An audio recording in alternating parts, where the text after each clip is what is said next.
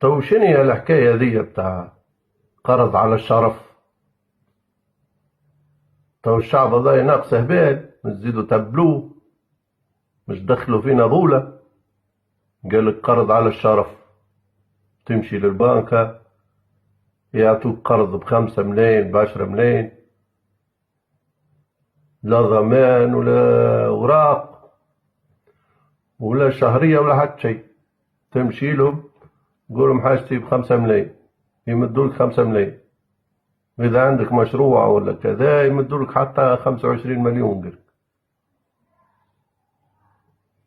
لا ضامن ولا شهرية ولا حتى شيء. واختي تعلم من جدة الحكاية بالطبيعة ما كنتش بس تصدقوني.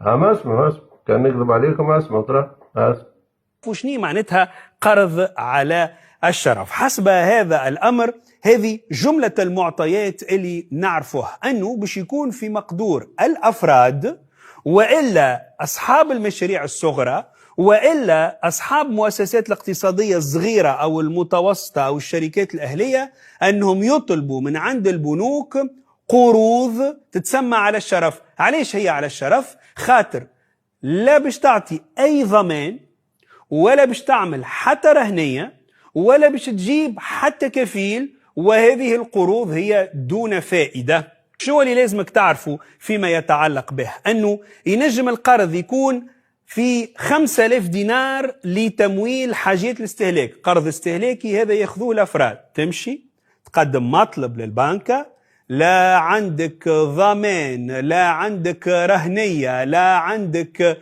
شكون اللي معناتها يضمن فيك، وتتحصل على قرض ب5000 دينار على الشرف. تو الحكاية هذه تدخل مخ بالله. تو تمشي البنك تعطيك 5 ملايين لا شهرية ولا ضامن ولا حتى شيء. أنا الحكاية هذه ما تدخلش مخ. تنتي 50,000 انجبي على الشفا جونس والشهرية بتاعي عنده شافا جونس اللي ندرق وجهه ما عادش يحب يقابلني. خرج في كونجي في جبت 50,000 افونس.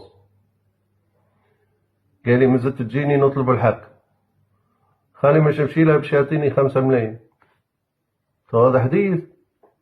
البنك تعطيك 5 ملايين ولا 10 ملايين، تو ستيلو رابطينا بخيط في البنك. شنو مش يمد لي 5 ملايين هكاكا يجبد الجر وإن شاء الله هما نزلهم حمزة البلومي معايا وشوف يعطونيش. بنكة تعطيك 5 ملايين ما نصدقهاش الحكاية ذي، ما نصدقهاش. كيما لغة عرس تو نعاونوك، هذه اللغة ذي ما تمشيش معايا، ما نصدقهاش.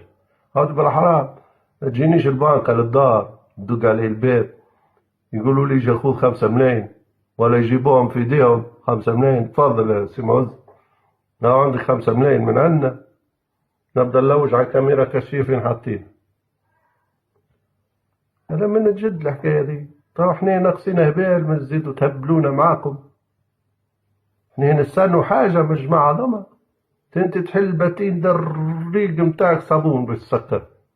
غلطة عمري يا حليت باتين. تخلص لين مين تشوك من تاني. خلي مش تمشي البنك